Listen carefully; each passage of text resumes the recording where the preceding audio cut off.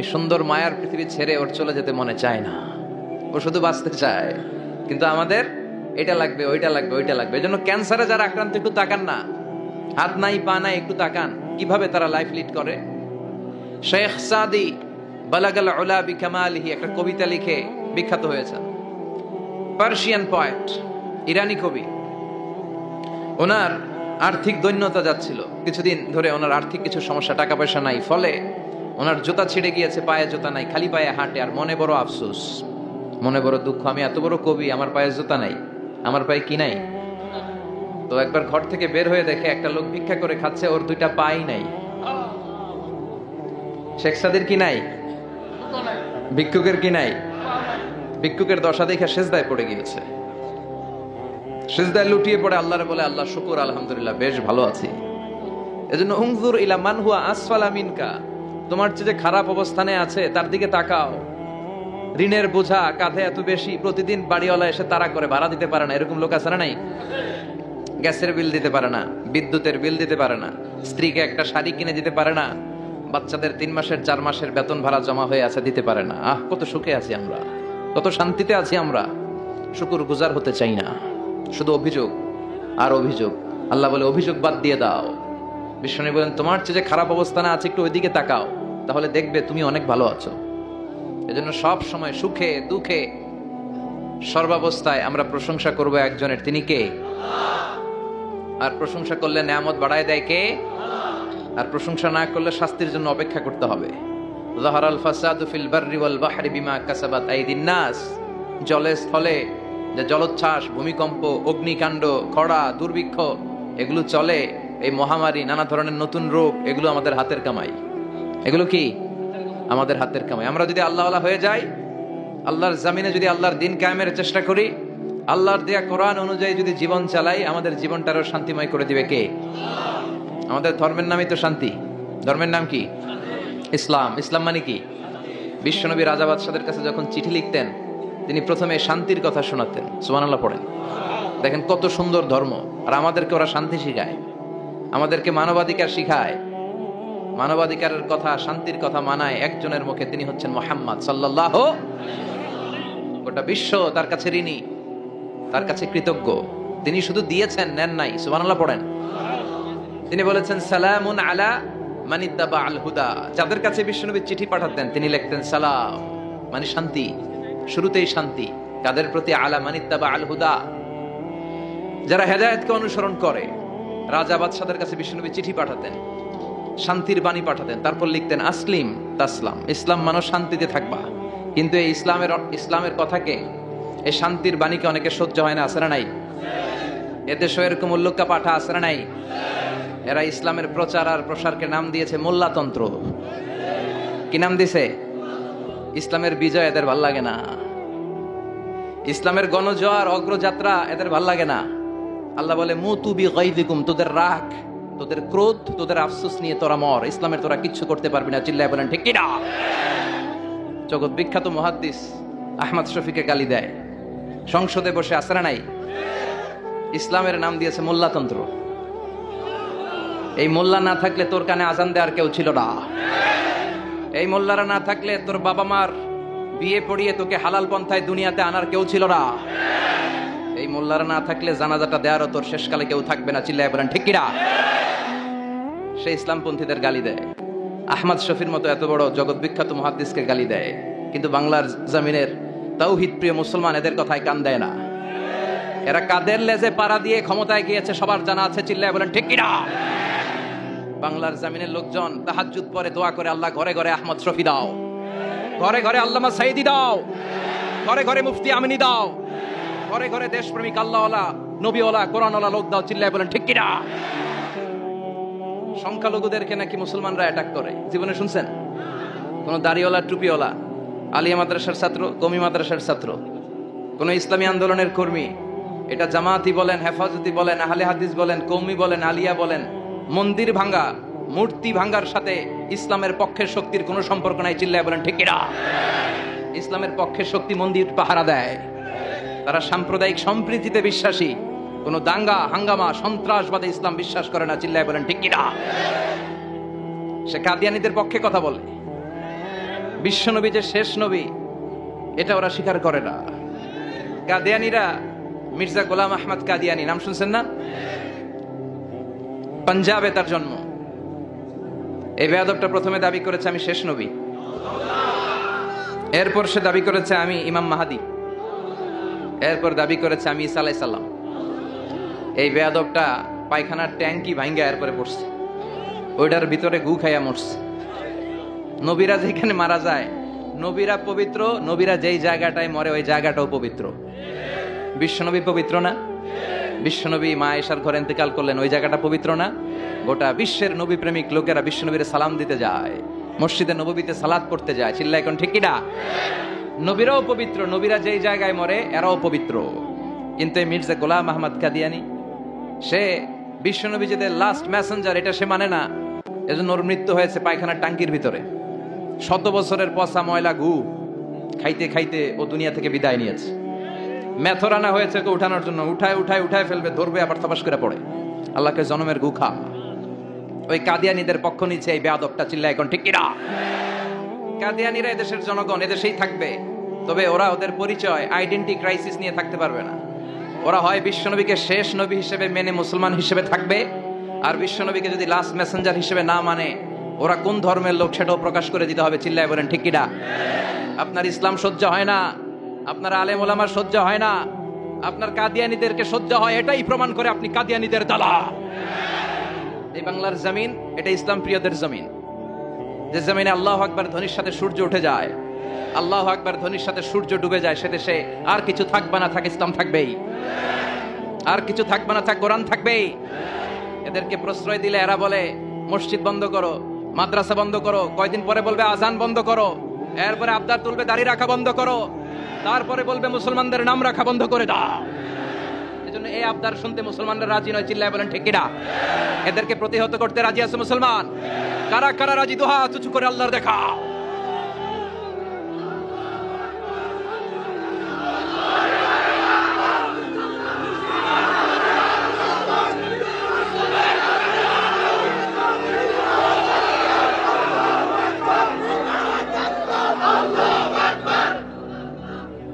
সূর্যরে ভেটকি মারলে সূর্যের কিছু হয়? কথা কন। সূর্যরে আপনি ভেটকি মারছেন, আপনার ভেটকি আপনার মুখে। এজন্য ইসলামের আলোকে ওরা নিভিয়ে দিতে চায়। আল্লাহ বলে কিয়ামত পর্যন্ত ইসলামের বিজয়কে আমি আল্লাহ সমুন্নত রাখবো। চিল্লায় বলেন ঠিক কিনা? এই বেয়াদবটা এত বড় আলেমের বিরুদ্ধে কথা বলেছে, সারা বাংলাদেশে যে উত্তাল গণজোয়ার তৈরি হয়েছে, অবস্থা দৃষ্টে মনে হচ্ছে ওই আলেমের পা ধরে ওর মাপ চাওয়া লাগবে। চিল্লায় এখন ঠিক কিনা? বাংলাদেশে একটা কথা কয়, নিন্দে পাখি পিন্দে। কথা বলেন। তসলিমা নাসরিন নারীদের নিয়ে বই লিখছে, নারীদের কোনো দেশ নেই। এরপরে বোরকার বিরুদ্ধে কথা লিখছে, শেষ পর্যন্ত সে বাংলাদেশে থাকতে পারে নাই। ওরে যখন ইন্ডিয়াতে লুকিয়ে নেওয়া হয়, ওর গায়ে বোরকা পরিয়ে নেওয়া লেগেছিল। চিল্লায় বলেন ঠিক কিনা? আমরা এদের হেদায়েতের দোয়া করি, আমরা প্রত্যেকের জন্য হেদায়েতের দোয়া করি প্রথমে। আর যদি হেদায়েত নসিবে না থাকে, কারুন, সাদ্দাত, নমরুদ আর ফেরাউনের যে দশা হয়েছে, বাংলার জমিনের ইসলাম বিরোধী এই বেহায়াদের ওই দশা আল্লাহ তুমি করে দাও। ইসলাম হচ্ছে শান্তির ধর্ম। আমরা সবসময় সাম্প্রদায়িক সম্প্রীতি, ভালোবাসা এটাতে বিশ্বাসী। হিন্দুরা ঢোল বাজায়, আমরা কিছু বলি না। আমরা তাফসীর মাহফিল করি, ওদের যারা ভদ্র তারাও কিছু বলে না। ঠিক কিনা? এই ইসলাম বিরোধীরা এরাই হিন্দু মুসলমানদের মধ্যে যে সম্প্রীতি এটাকে নষ্ট করতে চায়। কিছুদিন পর পর এরকম কিছু আবাল আর উল্লুক্কা পাঠার আগমন ঘটে। দেশের মানুষের ঘাম ছড়া এই পয়সা দিয়ে সংসদের প্রতিটা সেকেন্ডের, প্রতিটা মিনিটের দাম আছে। তোর মতো বেয়াদবের কথা শোনার জন্য বাংলাদেশ বসে নাই। আল্লাহ এগুলোর হেদায়েত দাও, হেদায়েত নসিবে না থাকলে হালাক করে দাও। সব সময় আমাদেরকে তুমি ইসলামের পক্ষে থাকার তৌফিক দান করো। আমরা যেন শান্তির ধর্মের ইমেজকে গোটা বিশ্বব্যাপী ছড়ায় দিতে পারি, তুমি তৌফিক দাও। বেজুড়া উত্তরপাড়া আদর্শ যুব সংগঠনের উদ্যোগে 10ম বার্ষিক তাফসীরুল কোরআন ও দোয়ার মাহফিল, কবরস্থান সংলগ্ন জামে মসজিদ ও ফোরকানিয়া মাদ্রাসা। কবরস্থান কোন দিকে? আসসালামু আলাইকুম আহলাদ দিয়ার। আল্লাহ সবাইকে তুমি মাফ করো। আজকের প্রোগ্রামের সভাপতি আলহাজ মোহাম্মদ ফয়েজ আহমেদ সাহেব আসছে। ওয়ালাইকুম আসসালাম। সহ সভাপতি জনাব হাজী মোহাম্মদ মনু মুন্সি। মনু, আচ্ছা মনু কই? মনু ভাই আপনি? আলহামদুলিল্লাহ। বরিশালের ভাইয়ার আবার এই শব্দটা খুব পছন্দ করে, তাই না? এরা কি বলে? মনু। সুবহানাল্লাহ বলবেন না? দেখেন, এক দেশের গালি আরেক দেশের বুলি, কি ভাষার ডাইভার্সিটি। এজন্য যাবেন মাঝে মাঝে শীতকালে শিক্ষা সফরে যাবেন অথবা পিকনিকে যাবেন, যে দেখবেন যে চট্টগ্রামে যখন কোনো রেস্টুরেন্টে খেতে বসবেন, ওখানকার বেয়ারা বা ওয়েটারগুলো যখন খাবার দেয় কিভাবে বলে। তারপর সিলেটে যখন যাবেন, এরা একেবারে সব কগুলারে খ বানায় ফেলায়, হ্যাঁ, তো এটা বলে। এরপরে রংপুরের দিকে গেলে আরেক ধরনের কথা বলে। বরিশালে কখনো ঘুরতে গেলে দেখবেন ওখানকার লোকেরা, ওখানকার জীববৈচিত্র্য, প্রাকৃতিক সৌন্দর্য আলাদা। এক বাংলাদেশ, আমাদের দেশটা অনেক ছোট্ট কিন্তু সৌন্দর্যের লীলাভূমি। সুবহানাল্লাহ পড়েন। এমন কিছু নাই যে দেয় নাই। কি পাহাড়, কি সাগর, কি নদী, কি সবুজ। সমস্যা হয়েছে দুর্নীতি। সমস্যাটা কি? আমি 5.5 বছর ধরে মালয়েশিয়াতে থাকি। আল্লাহ মালয়েশিয়ারে যা দিছে এর চেয়ে অনেক ঢের গুণ বেশি আমাদেরকে দিয়েছে। আমাদের দেশের পর্যটন মোটেল, পর্যটন কর্পোরেশন আর ট্যুরিজম যে মিনিস্ট্রি আছে, এটা যদি সুন্দর প্ল্যান করে এই দেশটারে কাজে লাগাতে পারতো, আমরা ট্যুরিস্টদেরকে জায়গা দিয়ে কুলাতে পারতাম না। আমাদের দেশের ছেলেপেলেরা যেগুলো লেখাপড়া করে না, এগুলো কামলা দিতে যায় বিদেশ। এই দেশটারে সাজাইলে এখানে ট্যুরিজমকে দেখাশোনা করার জন্য আমাদের প্রত্যেকটা ছেলের কর্মসংস্থানের ব্যবস্থা হয়ে যেত। এগুলো নিয়ে চিন্তা নাই। এরা ঘুরতে যায় বিভিন্ন দেশে, দেশ নিয়ে চিন্তা নাই। আল্লাহ আমাদের নেতাদেরকে তুমি হেদায়েত দাও। এজন্য ঘুরবেন, দেশটাকে ঘুরবেন। আমি আমার ছোটবেলাতেই পুরো বাংলাদেশ ঘুরে ফেলছি। আমি যখন দাখিল, আলিম, এসএসসি, এইচএসসি দেই, তখনই আমি বাংলাদেশ কাভার, কারণ ঘুরতে খুব পছন্দ হতো। কত সুন্দর দেখার মতো জায়গা আল্লাহ বাংলাদেশে রেখেছে। আপনি পঞ্চগড়ে গেলে দেখবেন কাঞ্চনজঙ্ঘা, ওখানে দাঁড়ালে আকাশটা ক্লিন থাকলে হিমালয়ের পাহাড় দেখা যায়। বাংলাদেশ থেকে দাঁড়িয়ে কাঞ্চনজঙ্ঘা থেকে হিমালয় দেখা যায়। ওই জায়গাটারে যদি ট্যুরিজমের জন্য প্রমোট করা হতো, lakh lakh tourist Europe America থেকে ছুটতো। এখন এই দেশে আসে না, সিকিউরিটি নাই, কোনো নীতিমালা নাই, কোনো নিয়ম কানুন নাই। এজন্য এই দেশে আল্লাহর রহমত নাই। একের পর এক গজব দিয়ে আল্লাহ আমাদেরকে পরীক্ষা করছে। চিল্লা এখন ঠিক কিনা?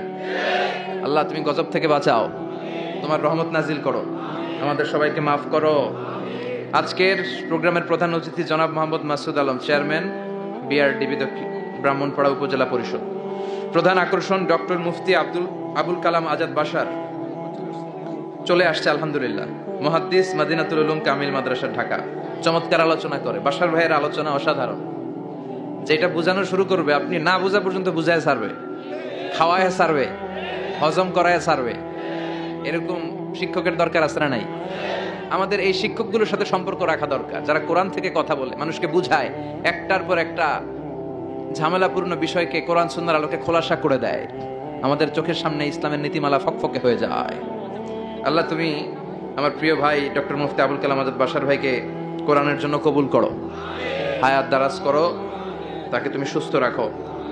আমাকে রেখেছেন প্রধান বক্তা, খুব খুশি হয়েছি। ডক্টরও লাগান নাই, আল্লামাও লাগান নাই, আমি যা তাই লিখছেন। মোহাম্মদ মিজানুর রহমান আজহারি, অনেক শুক্রিয়া। এই ডক্টর ফক্টর লাগাবেন না, আল্লামাও লাগাবেন না। আমার ডক্টরেট শেষ হয় না এখনো, আর আমি আল্লামাও নই, কিন্তু লাগায় ফেলায় আল্লামা। আল্লামা বেসিক্যালি একজন, চিল্লায় বলেন তিনি কে? তবে হ্যাঁ, মানুষের মধ্যেও যারা অনেক জ্ঞানী, অনেক পড়াশোনা করেছে, তাদেরকেও অনেকে আল্লামা বলে, কিন্তু আমাকে এটা বলবেন না। আমি অত বড় জ্ঞানী লোক নই, আমি একজন কোরআনের শিক্ষার্থী। আমি শিখছি, শিখেই যাব আজীবন। তো আল্লামা হচ্ছে আল্লাহ। এবং নিজেকে ছোট রাখা, ছোট করাটা বিশ্বনবী পছন্দ করতেন। বিশ্বনবী বলতেন, আল্লাহ আমার চোখে আমারে ছোট বানাও, মানুষের চোখে আমারে বড় বানাও। আর আল্লাহও চায় আপনি আপনারা ছোট করেন। আল্লাহর এটা দেখতে বড্ড ভালো লাগে যে আমার বান্দা ছোট হয়ে থাকতে চায়। মান তাওয়াদা তারাফা, যে নিচে নামতেছে আল্লাহ টাইনা উঠায়, আর যে উঠতেছে আল্লাহ থাপ্পড় মেরে নিচে নামায়। কথা কন। মুসা আলাইহিস সালাম, সহিহ বুখারীর বর্ণনা, বনি ইসরাইলের লোকদের মাঝে ওয়াজ করতেছিলেন, এরকম নসিহত করছিলেন। তো একজন দাঁড়িয়ে বলল, ইয়া নবী আল্লাহ মুসা, মান আ'লামুন নাস ফিল আরদ। হে মুসা নবী, জানতে বড় মনে চায় বর্তমান পৃথিবীর সবচেয়ে বড় জ্ঞানী কে? মুসা আলাইহিস সালাম কয় আমি। মুসা আলাইহিস সালাম কি বললেন? আনা। আসলে কথাটা ঠিক। আল্লাহ যখন যে নবীকে পৃথিবীতে পাঠায়, তখন তাকে সবচেয়ে বেশি জ্ঞান দিয়ে পাঠায়।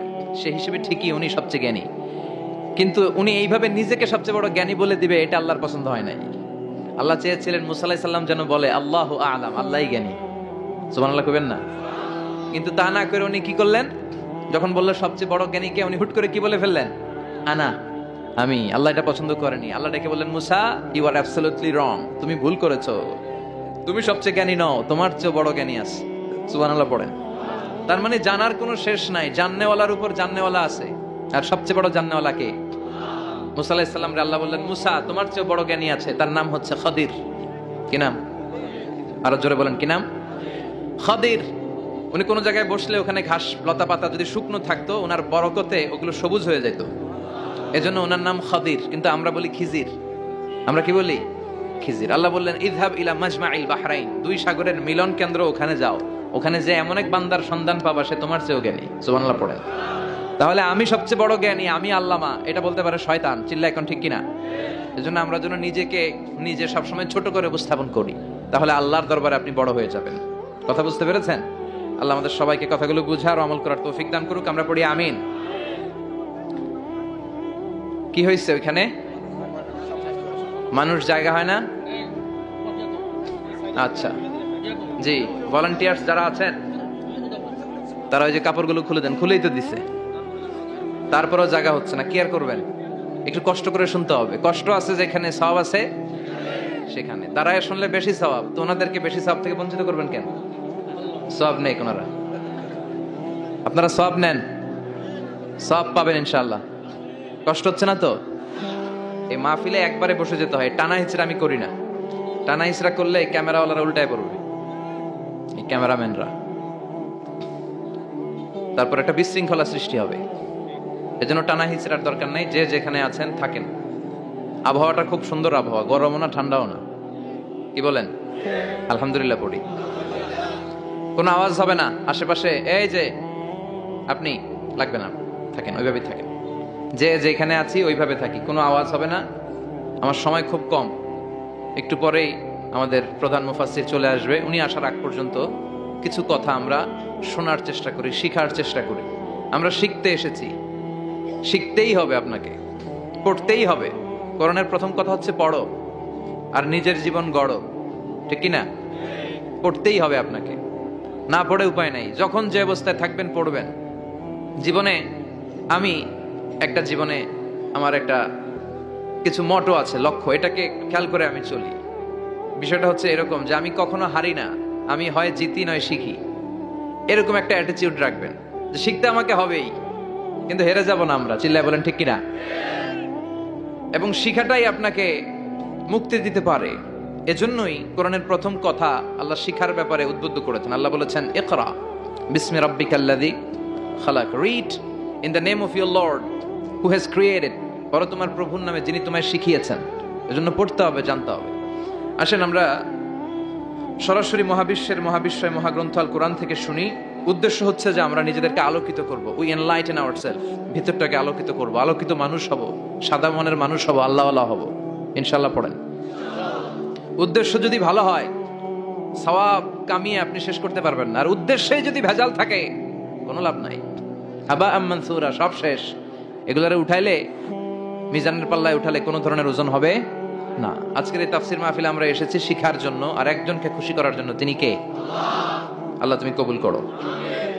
আমি আপনাদের খেদমতে সূরাতু আদ-দুহা তেলাওয়াত করেছি। এই সূরাটা মুখস্থ আছে না অনেকের? কমন একটা সূরা, প্রায় আমরা সালাতে পড়ি, মক্তবেই তো এগুলো শিখে ফেলছি, ঠিক কি না? এই যে সূরাটা খুব বেশি পড়া হয়, খুব বেশি শোনা হয়, আসলে এই সূরায় আল্লাহ কি শিক্ষা কর্মসূচি আমাদেরকে দিলেন জানার দরকার আছে না নাই? আমি আপনারা ছেড়ে দিয়েছি, আরে নবী আমি তো আমার নামের সাথে আপনার নামকে জুড়ে দিয়েছি, লা ইলাহা ইল্লাল্লাহ মুহাম্মাদুর। যেখানে আমার আল্লাহর নাম সেখানে বিশ্ব নবীর নাম আছে না নাই? আজান যখন দেই আল্লাহু আকবারের পরে বিশ্ব নবীর নাম আছে না নাই? একামতে আছে না নাই? আবার আল্লাহর জন্য যখন সালাত আদায় করি শেষ বৈঠকে বিশ্ব নবীর উপর দুরূদ আছে না নাই? রাফা'না লাকা যিকরাক, ও নবী আপনার নামকে আমি অনেক উপরে তুলে ধরেছি। আমার নাম যেখানে আপনার নাম ওইখানে, গোটা বিশ্বব্যাপী আপনার নাম ছড়ায় যাবে। ওরা আপনারে গালি দেয় কবি বলে, ওরা গালি দেয় গণক বলে, ওরা বলে আপনি আবতার, লেস কাটা। আসলে যারা আপনারে গালি দেয় ওরাই লেস কাটা। ওরা আপনারে বলে আপনি নির্বংশ, আপনার ছেলেগুলো বেঁচে নাই, মেয়ে বেঁচে আছে, আপনার নাম নেয়ার কেউ থাকবে না। ওই আবু জাহেল, উতবা, সাইবা, ওদের নাম নেয়ার কেউ থাকবে না। আপনি লেস কাটা নন, আপনি নির্বংশ নন। ইন্না শানিয়াকা, চিল্লায় বলেন ইন্না শানিয়াকা। যারা আপনারে গালি দেয়, আপনারা নিয়ে কটু কথা বলে, ওরাই লেস কাটা, ওরাই নির্বংশ। ওদের বংশকে আমি আল্লাহই নির্বংশ করে ছাড়ি। চিল্লায় বলেন ঠিক কি না? ও নবী, মা ওয়াদ্দাআকা রাব্বুকা ওয়া মা ক্বালা, আপনার রব আপনারে পরিত্যাগ করে নাই, আপনারে ভুলে যায় নাই, আপনারে ছেড়ে দেয় নাই। আপনার রব ইচ্ছা করেই ওহী নাজিল বন্ধ করে রেখেছে। আমি ইচ্ছা করেই আপনারে প্রেসার দিতে চাই নাই গো নবী, কারণ ওহী রিসিভ করা অনেক কঠিন। এটা আস্তে আস্তে আপনি অভ্যস্ত হবেন। সুবহানাল্লাহ পড়েন। ওহীর একটা পাওয়ার আছে না নাই? আমরা তো কি মজায় মজায় কোরআন পাইছি।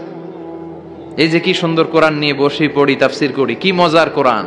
আহা, এই কোরআনটা রিসিভ করতে যে বিশ্বনবীর কত কষ্ট হয়েছে। এই কোরআনকে আল্লাহ বলেছেন এটা কওলান সাকিলা, very heavy and weighty word, এটা অনেক ওজনওয়ালা কথা।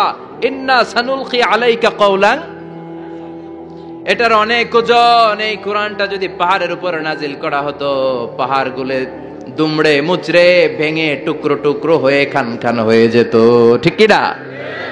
এত কঠিন বানিয়ে এটা। ও নবী, আমি আলোর সাথে ওহীর মিল ঘটিয়েছি, আলো দিয়ে ওহীকে বুঝিয়েছি। সূর্যের যেমনি কিরণ আছে, তেজ আছে, এই ওহীরও একটা তেজ আছে। এই তেজ, এই কিরণ আপনি সব সময় সহ্য করতে পারবেন না। এজন্য আমি ইচ্ছা করে কিছুদিন ওহী নাজিল করা বন্ধ করে রেখেছি। সুবহানাল্লাহ পড়েন। ইচ্ছে করে আমি নাজিল করি নাই। সব সময় নাজিল হলে আপনার ভালো লাগতো না। বুখারীর বর্ণনা, মা আয়েশা বলতেন, শীতের রাতে, কনকনে মাঘ মাসের শীতের রাতে যখন বিশ্বনবীর উপর কোরআনের আয়াত নাজিল হতো, বিশ্বনবী ঘেমে ঘেমে একাকার হয়ে যেতেন। হাত্তা লা ইয়াতাফাসসাদু জাবিনুহু আরাকান, বিশ্বনবীর দাড়ি আর থুতনি বেয়ে ঝরঝর করে পানি পড়তো। আমরা কম্বল গায়ে দিয়ে থাকি আর বিশ্বনবী ঘামে।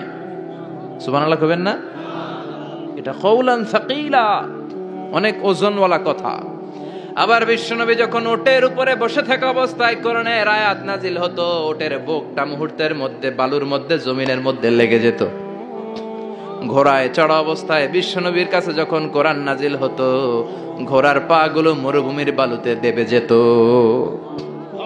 মাঝে মাঝে বিশ্বনবী সাহাবাদের রানের উপরে, পায়ের উপরে মাথা দিয়ে শুয়ে পড়তেন, ক্লান্ত শ্রান্ত। যায়েদ বিন হারেসা, বিশ্বনবীর পালক পুত্র, তার পায়ের উপরে মাথা রেখে বিশ্বনবী একবার কথা বলতে বলতে ঘুমিয়ে পড়লেন। ঘন্টাখানিক ঘুমালেন। যায়েদ বিন হারেসা বলে, আমার কাছে তেমন কোনো কষ্টই হচ্ছে না, বিশ্বনবীর মাথাটা খুব বেশি ওজন মনে হচ্ছে না। ঘন্টাখানিক পর বিশ্বনবী চোখ খুললেন, আর খোলা মাত্রই ওনার উপর ওহী কোরআনের আয়াত নাজিল করতে শুরু করলো। কে? যায়েদ বিন হারেসা বলে, যখনই কোরআনের আয়াত নাজিল হতে শুরু করলো, আমার মনে হচ্ছে বিশ্বনবীর মাথাটা 50-60 কেজি ওজন বেড়ে গিয়েছে। বিশ্বনবীর মাথার ওজনে আমার পায়ের রান ফেটে যাবে, আমার পায়ের হাড্ডি ফেটে যাবে, আমার পাটা ভেঙে খান খান হয়ে যাবে মনে হচ্ছিল। তার মানে কোরআনের আয়াত যখন নাজিল হয়, বিশ্বনবীর উপর একটা প্রেসার আছে না নাই? এই জন্য আল্লাহ বললেন, নবী আমি আপনার ভুলে যাই নাই। কাফেররা যেমনি আপনারে গালি দেয় যে আমি আপনারে ভুলে গিয়েছি, আপনার উপর আমি অসন্তুষ্ট, নেভার, অসম্ভব। আমি আপনার উপর কখনো অসন্তুষ্ট নই, বরং আমি ইচ্ছা করি আপনার উপর থেকে প্রেসার কমিয়ে দেওয়ার জন্য কয়েকদিন ইচ্ছা করে আপনারে ছুটিতে রাখছি।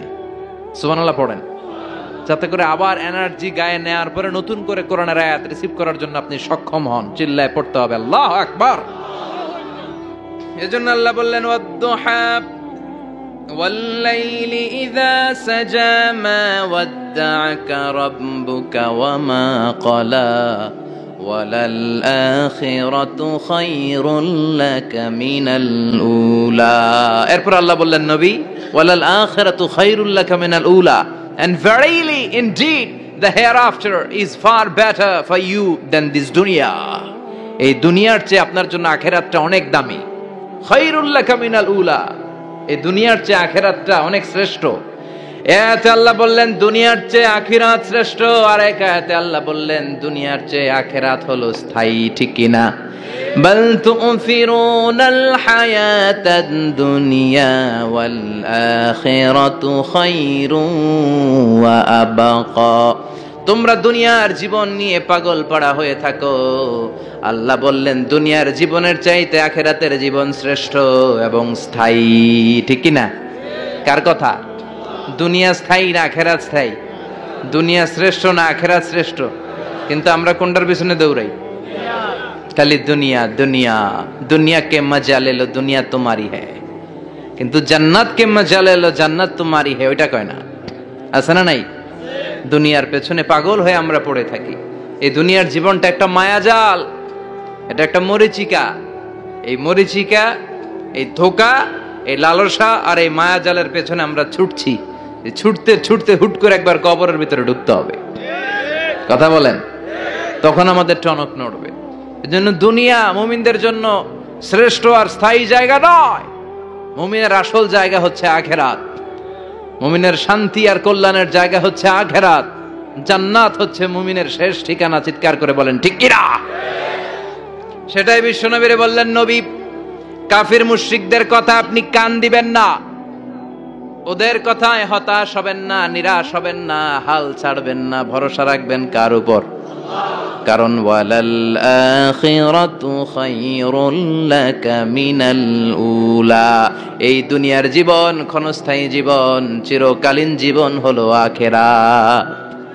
নবীরে কিভাবে আশ্বাস দিতেছে দেখছেন, অ্যাসিউরেন্স করতেছে, কনফার্মেশন। এই সূরাটা যে শান্তির সূরা, মোটিভেশনের সূরা, অনুপ্রেরণার সূরা, ইন্সপাইরেশন যে জায়গায়, প্রতিটা আয়াতে আপনি ইন্সপাইরেশন পাবেন। তো প্রতিটা আয়াতে আপনি উজ্জীবিত হবেন, সজীব হবেন, এনথিউজিয়াস্টিক এন্ড এনার্জেটিক হবেন, আপনি এনার্জি ফিরে পাবেন। আলহামদুলিল্লাহ পড়েন। এরপরে বিশ্বনবীর আরো খুশি করার জন্য আল্লাহ বললেন, ওয়ালা সাউফা ইউতিকা রাব্বুকা ফাতারদা, ও নবী অচিরে এমন এমন জিনিস আমি আপনারে দান করব, এগুলো পেয়ে আপনি খুশি হয়ে যাবেন। কে বলে? কারে বলে? শুনতেছেন? বুঝতেছেন? কষ্ট হচ্ছে না তো? ওয়ালা সাউফা ইউতিকা রাব্বুকা ফাতারদা, অচিরেই এমন এমন জিনিস আমি আল্লাহ আপনারে দান করব। ওরা আপনারে গালি দেয়, ওদের কথা আপনার মন খারাপ, আপনি হতাশ, ভয় পাবেন না নবী, হতাশ হবেন না, নিরাশ হবেন না, আমার উপর ভরসা রাখেন না। এমন এমন জিনিস আমি আপনারে দেব, ফাতারদা, ওগুলো পেয়ে আপনি খুশি হয়ে যাবেন। সুবহানাল্লাহ পড়েন। আল্লাহর কাজই হলো বিশ্বনবীরে খুশি রাখা। Verily I'm gonna give you something that will make you happy, এমন জিনিস আপনারা দেব নবী, আপনি খুশি হয়ে যাবেন। আল্লাহর কাজই হচ্ছে বিশ্বনবীরে খুশি রাখা। যেখানে বিশ্বনবীর মন খারাপ, ওইখানে বিশ্বনবীর আল্লাহ আছে না নাই? বিশ্বনবীর উপাধি দিয়েছেন আল্লাহ হাবিবুল্লাহ। কি দিয়েছে? আর সাইয়েদনা ইব্রাহিমের উপাধি খলিলুল্লাহ। দুইজনই আল্লাহর প্রিয়, দুইজনই উলুল আজমি মিনার রসুল। কিন্তু খলিল মানেও বন্ধু, হাবিব মানেও বন্ধু। খলিল মানে এমন বন্ধু যেই বন্ধু আল্লাহরে খুশি করার জন্য কাজ করে, আর হাবিব মানে এমন বন্ধু যেই বন্ধুরে খুশি রাখার জন্য আল্লাহ নিজেই কাজ করে। কি শান, কি মান এই নবীর! আর ওই নবীরে গালি দেয়, এগুলো জাহান্নামের নরকীট আর পিতৃ পরিচয়হীন জারদ সন্তান। As a father, as a teacher, as a commander, as a lawgiver, as a lawmaker, as a reformer of the society, Muhammad is the Superman of the world. উনি সুপারম্যান, উনি অসাধারণ ব্যক্তিত্ব, আনপ্যারালাল পার্সোনালিটি। ওনার জীবনী নিয়ে পড়া শুরু করলে এটা শেষ হয় না। বিয়ন্ডলেস, বাউন্ডলেস, বটমলেস, এটা তলাবিহীন সাগর। বিশ্বনবীর জীবনী একটা সাগর, কিন্তু সাগরের কি নাই? সুবহানাল্লাহ কইবেন না? এই বিশ্বনবীর খুশি রাখা কার কাজ? যেখানে বিশ্বনবী হতাশ, যেখানে বিশ্বনবীর মন খারাপ, বিশ্বনবীর মন ভালো করে দেয় কে? এজন্য আল্লাহ বললেন, ওয়ালা সাউফা ইউতিকা রাব্বুকা, অচিরেই আপনার রব আপনাকে এমন এমন জিনিস দান করবে নবী, এগুলো পেয়ে আপনি খুশি হয়ে যাবেন। কিভাবে নবী খুশি হয়েছে, কিভাবে নবীর আল্লাহ খুশি রাখবে শুনবেন? শুনবেন? শুনবেন? দেখেন, খেয়াল করে বুঝতে হবে কিভাবে আল্লাহ তাআলা বিশ্বনবীকে খুশি করেন। দেখেন, বিশ্বনবীর প্রথম কোথায় খুশি করলেন? বিশ্বনবী মক্কার জমিনে দাওয়াতি কাজ যখন শুরু করলেন, তিনি দেখলেন বিশ্বনবী খুব ভালো অ্যানালাইসিস করতে পারতেন। তিনি মক্কার সোসাইটিটাকে, সমাজটাকে বিশ্লেষণ করে অ্যানালাইজ করে উনি দেখলেন যে এই মক্কায় দাওয়াতি কাজের একটা শক্ত অবস্থান নিতে হলে দুইজন লোকের একজন আমার চাই। সুবহানাল্লাহ পড়েন। কি বিশ্লেষণ শক্তি, কি চিন্তা শক্তি! উনি ঘেটে ফেললেন, উনি বুঝে ফেললেন সবাইকে দেখে যে দুইজনের একজন আমার সাথে না থাকলে আমার দাওয়াতি কাজ চালানো কষ্ট হয়ে যাবে। এজন্য গভীর রাতে তাহাজ্জুদের নামাজ শেষে আল্লাহর কাছে কেঁদে কেঁদে বিশ্বনবী দোয়া করে, আল্লাহ আল্লাহুম্মা আইজ্জাল ইসলাম বি আহাব্বির রাজুলাইনি ইলাইক। আল্লাহ, দুইজন লোকের যেই লোকটারে তোমার দরবারে মকবুল মনে হয়, ভালো লাগে, পছন্দ হয়, তাদের একজনকে ইসলামের ভেতরে ঢুকিয়ে দিয়ে ইসলামকে তুমি বিজয় দান করে দাও। ও আল্লাহ, দুইজনের একজনকে আমার চাই। একজন হলো আবি জাহাল ইবনে হিশাম, হিশামের বেটা আবু জাহাল, আও উমর ইবনুল খাত্তাব, অথবা খাত্তাবের বেটা উমর। সুবহানাল্লাহ পড়েন। সাথে সাথে দোয়া কবুল করলো কে? কার জন্য করলো? নাকি আবু জাহেলের জন্য?